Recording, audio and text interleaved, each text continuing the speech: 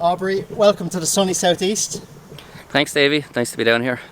You're down here looking at a few horses in some of the Wexford point-to-point yards. I know you're in the Doyles this morning, in Columbo's here now. So, Temple Bloodstock, new business model that you've built yourself. Tell us a little bit about it.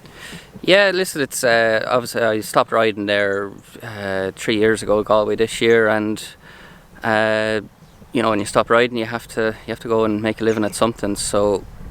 The level of trainers that's in the country now at the moment is phenomenal, so I didn't particularly want to go training as much as I would have loved to, but I said I'd go out by myself as a bloodstock agent and launched Temple Bloodstock.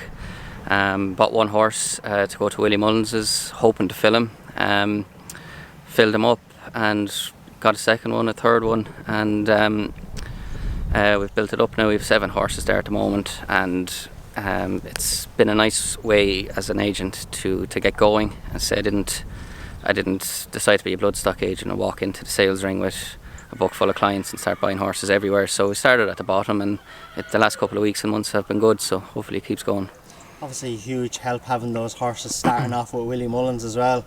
That in itself, I'm sure, attracts owners. Yeah, exactly. I had a good bit of luck with Willie when I was riding, and it was nice to get his support when I decided to do what I was doing now. So it was nice to get the support for him to train the horses, and thankfully we've had 3 runners now, and the 3 of them have won. So we're hopefully we can keep something like that going for the next couple of months. Tell us how it works exactly. Each horse is in a different syndicate, and how many members of each horse's syndicate could we see it run up to?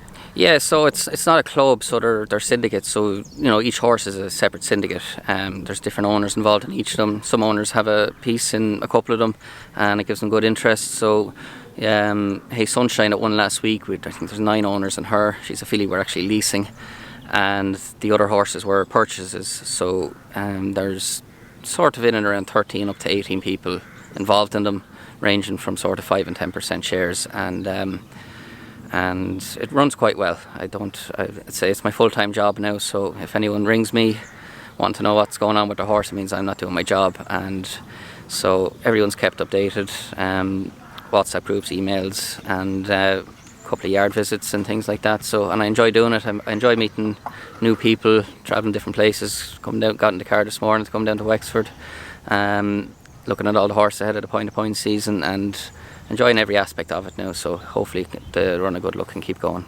So when you're looking for the 8th horse and onwards, then what types are you always looking for? Are you looking for a fair mix, horses from the flat, horses who already have form, and then point-to-pointers? We look at anything.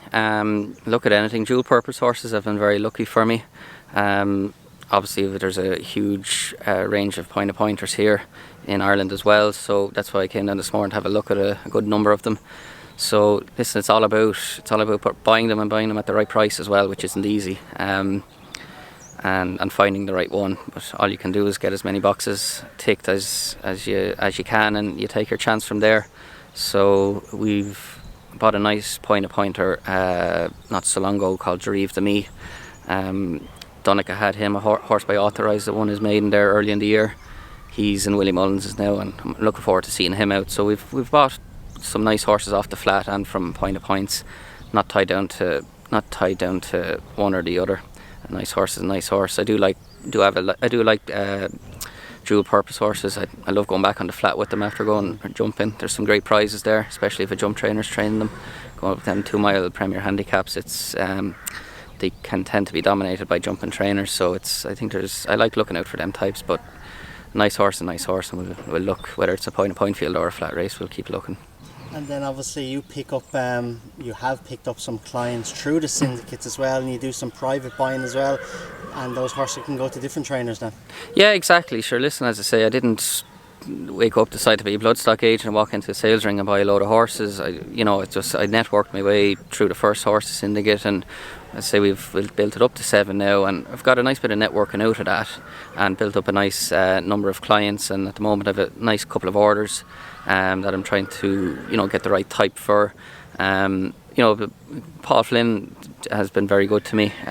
We bought from low budget horses, Forleo, $2,500. He won first time out in Limerick this year. Nimbus Rainbow was $5,000. He won a Killarney a couple of weeks ago.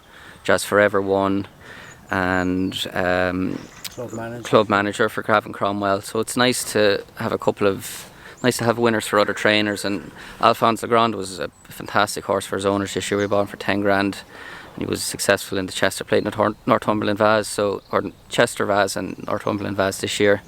So he's been a horse of a lifetime, I think, for his owners of that money. So it's great to get a bit of luck with them purchases, starting out as an agent with, relatively low budgets. You have to start somewhere. So if it's great that they're after working out. So we're going to try and keep going with it now for the next while.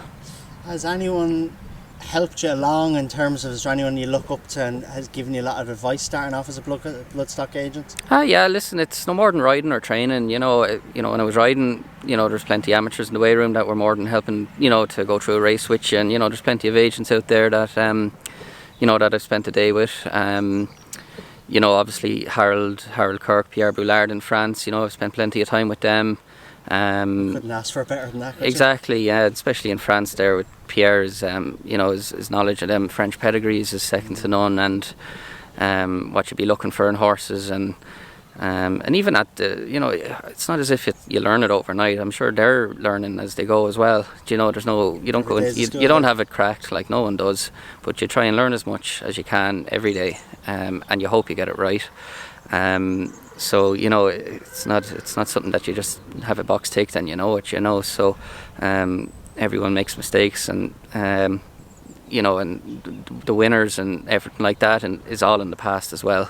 You have to, there's no future looking back at them. You have to go and find the next one. So I look back more on the horses that maybe that I bought, maybe that didn't work out, and maybe take more out of them going forward, and learn more from them. And that's I think, whether you're riding, training or buying horses, racing isn't designed for looking back on winners. So you have to look back on your mistakes more and learn from them and keep going forward. In your relatively short but successful bloodstock agent career, what do you find is your biggest challenge? It's getting the horse the right price. Horses are, it's a funny game. It seems to be nearly recession proof, or getting the right horse at the right price is very hard, and not many of them pop. It's not like walking into a shop and buying them off a shelf. You might have to have the couple of orders I have. I've said to the owners, look, I said, something might pop up next week, and it might be 2 months before I'd ring it, before I'd be confident to, of buy for the sake of it. Exactly. So, and if we have to wait that long, we have to wait that long. So that's kind of, getting the right horse is the hardest part. If you can keep getting the right horse and get as many boxes ticked as you want, as you like, you take your chance. But as I say, you can't just pick up the paper and buy them. So, you have to, like today, you have to jump in the car, travel down, have a look at the horses. They'll probably be running in 5-6 weeks time. At least I've been down here, I've seen a good few of them, and I have my notes on them before they run. I know what a lot of them like size wise. Would have looked at their previous runs and that. So so that's kind of getting as much homework done as you possibly can, I guess, is key. At the start, you mentioned about you stopped riding 3 years ago at Galway, and you mentioned as well with those horses, dual purpose horses, and there's a lot of money and great races to be won with dual purpose horses with National Hunt trainers, and you had great success in Galway, of course, in the big amateur race, winning it back-to-back years. Yeah, we did. We did. Sure, I was only 17 when Whiskey Sour won, 18 when Uredale won. They were 2 great years. Whiskey Sour was a surprise the first year. It was my first ride in the race. It was rough. Second year I thought Uredale had a good chance, alright, but that feels a long time ago now. So I was going to Galway this year, sort of with involved in buying a couple of runners there. So it's nice to hopefully I'll be going back there the next couple of years with horses that I've sourced. It's been a lucky place for me. Good. Well, listen, well done, and very best luck with the future, and no doubt Temple Bloodstock is only going to get bigger as time goes on. Thanks, Davey. We'll keep doing our best.